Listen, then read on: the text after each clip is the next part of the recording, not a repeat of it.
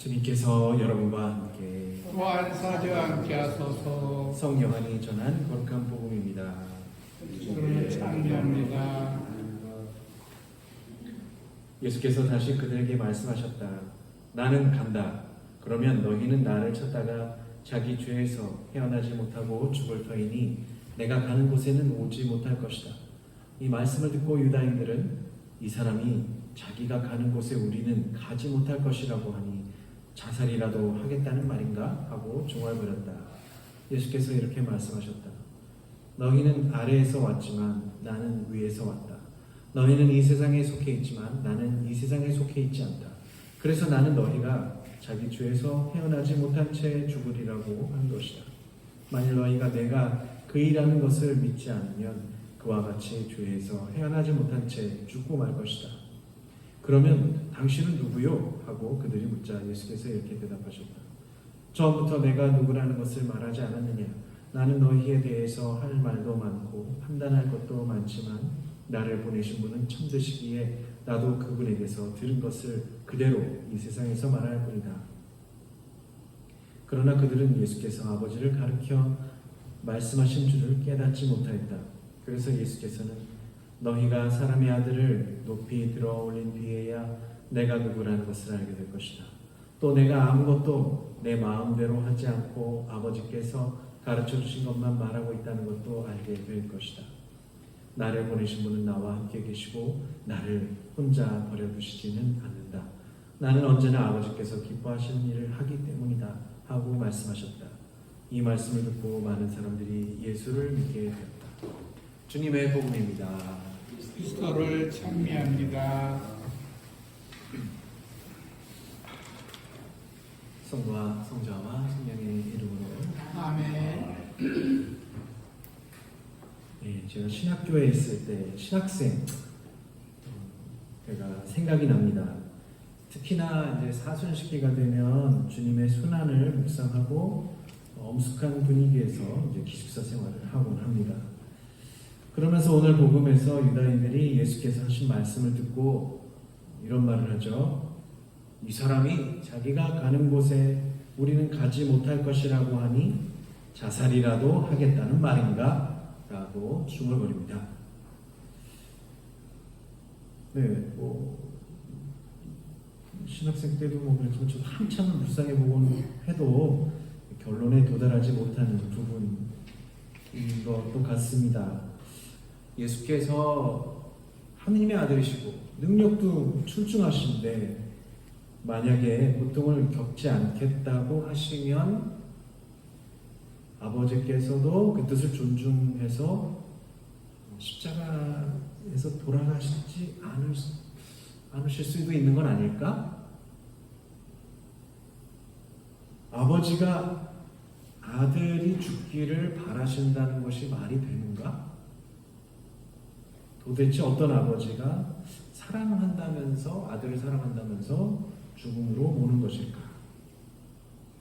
예수님은 아버지의 뜻이 정말 죽기를 바라는 것으로 알아듣고 생명을 내버린 것은 아닌가? 죽음을 피할 수 있었음에도 불구하고 피하지 않는 것은 자살과 무엇이 다를까? 등등 이런 질문들을 막 했던 것 같아요. 따지고 보면 불경하죠. 신성모독에 가까운 질문들이기도 합니다. 근데 잘 해결이 나지 않는 질문들이고 그렇습니다. 우선 하나님께서 아들의 죽음을 원했다는 사실은 저 같은 사람이 도저히 알 수가 없습니다. 또한 오늘 요한복음에서 예수님은 언제나 아버지께서 기뻐하시는 일만을 하신다고 하시는데 아들의 죽음을 기뻐하신다는 생각을 하면 도대체 이것도 불경한 질문을 하면 불경한 건 아닌가 도저히 알아듣기가 어렵습니다. 자기 아들이 죽기를 바라는 아버지가 세상에 어디에 있을까요? 물론 생각해 보세요. 있죠. 어떤 거 독립운동을 하러 나간다. 아들아, 너는 가서 나라를 위해 목숨을 바쳐라. 뭐 그런 경우도 있지만 사실 그게 그러고 싶어서 그런 건 아닐 거라는 어떤 그런 단초도 있을 것 같다는 생각을 좀 해보는데요. 여하간에 저는 이게 신학생 때 이런저런 기도도 하고 묵상하면서 약간 좀 불경한 질문들을 막 했던 것 같습니다. 그럼 예수님처럼 이렇게 당당히 죽음을 받아들이던 사람이 있었을까 한번 이제 생각해봤습니다. 떠올려봤습니다. 누가 있을까요? 너 자신을 알라라고 했던 사람이 누구죠? 막상 기억이 안 나세요? 너 자신을 알라. 소로 시작하는 사람. 소크라테스. 예. 다 들어보셨죠? 너 자신을 알라. 예. 이 소크라테스가요. 사형 언도를 받는데 그 죄목이 뭐였냐면 젊은이들을 혹하게 해서 미설로 혹하게 해서 젊은이들을 선동한다. 그 다음에 두 번째는 신성 모독을 해서 모독도 하고 무신론을 퍼뜨린다 이렇게 얘기해요. 소크라테스는 단지 그런 건 아니었거든요. 소크라테스도 신전에 가서 막 이렇게 신탁을 받고 거기에서 너 자신을 알라 뭐 이런 것도 다 배우고 막 이런 사람인데 어쨌든 그렇게 해서 어쨌든 사형 언도를 받아요. 그래서 옥에 갇히는데 친구가 와서 소크라테스를 탈옥시키려고 합니다. 그러니까는 그걸 거부를 하죠. 그래서 우리가 잘못 알려져 있는데 악법도 법이다 해가지고 그걸 받아야 된다는데 조금 그런 말은 한 적은 없어요. 근데 뉘앙스는 좀 비슷한 게 있어요. 너를 키워준 국가를 그렇게 되면은 이제까지 그랬으면 네가 떠나야지 왜 여기서 살았냐 이런 그런 질문을 해오면은 나는 소크라테스 다시는 그것도 할 말이 없다. 그런 식으로 하면서 이야기를 합니다. 그러면서 내가 탈옥을 하면 그게 오히려 나는 떳떳한 사람이 아니다라는 식으로 얘기를 하죠. 그래서 무슨 얘기를 내가 악을 악으로 갚을 수 없다. 그러면서 이제 독약이 이제 오면은 이제 그거를 담대하게 받겠다. 그리고 죽음을 택하겠다. 죽음을 택한 게 아니라 죽음을 받아들이겠다라는 말을 합니다. 떳떳하지 않으니까 도망을 간다는 소리를 들으면서까지 삶에 연연하지 않는 소크라테스의 초연함이 예수 그리스도와 좀 비슷합니다. 그래서 초기에 교부들이 소크라테스도 예수님에 가까운 성인처럼 이렇게 생각을 많이들 했다고 합니다. 죽음이 너무 비슷해가지고.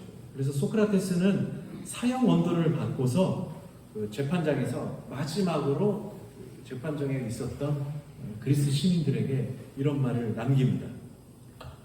나는 죽으러 가고 여러분은 살아갈 것입니다. 그러나 우리 중에서 어느 쪽이 더 나은 운명을 향해 나아가는지는 신 말고는 아무도 모릅니다. 라고 이제 하면서 이제 재판이 끝나요. 그리고 이제 감옥에 가서 죽음을 맞이합니다. 오늘 복음에서도 보면은 결국은 유다인들은 살고 예수님은 죽게 될 것입니다. 결국엔 죽게 되겠죠, 나중에. 그러나 예수님은 하늘에서 오셨고 위에 속하신 분이시므로 땅에 속하고 아래에서 온 유다인들은 예수 그리스도께서 하느님으로부터 듣고 행하신 일들에 대해서 도통 이해할 수가 없었던 것이죠. 그리고 자신이 무슨 죄를 짓고 있는지 모르기 때문입니다. 그런 면에서 우리도 다를 바가 없습니다. 우리가 무슨 죄를 짓고 있는지, 무슨 선한 일을 하고 있는지 이런 거를 제때 알고 있다면 이건 정말 선한 일이다, 이건 정말 악한 일이다, 이거를 정말 통찰력을 가지고 제때 알고 있다면 사실 죄를 지을 일이 없고 뭔지 아니까 죄를 지을 일이 없죠.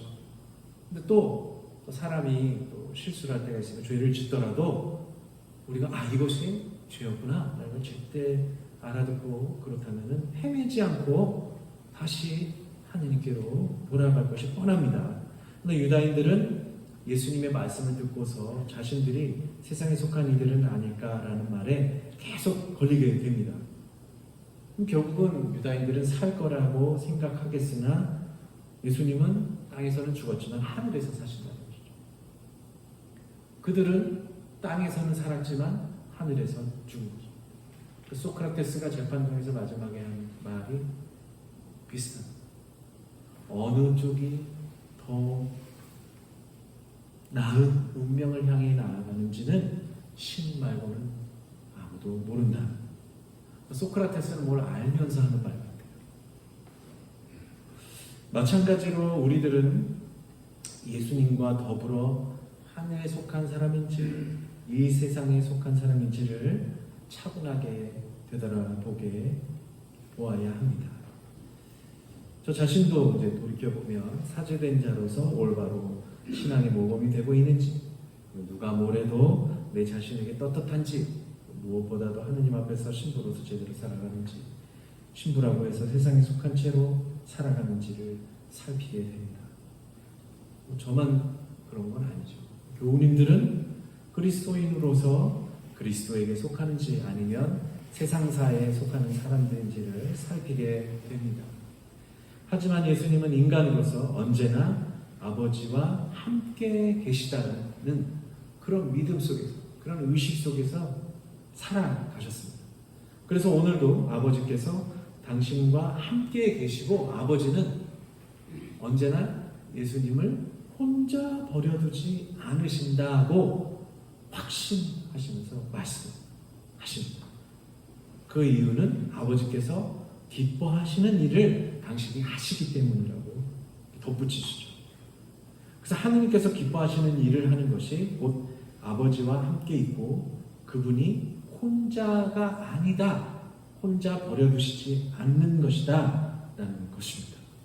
그래서 하느님께서, 예수님께서 나와 늘 함께 계시고 바로 곁에서 말씀을 들려주심을 늘 의식하고 기도하고 찾으려 하고 느끼기를 열망하는 일, 그것이 곧 믿음의 이르는 길입니다.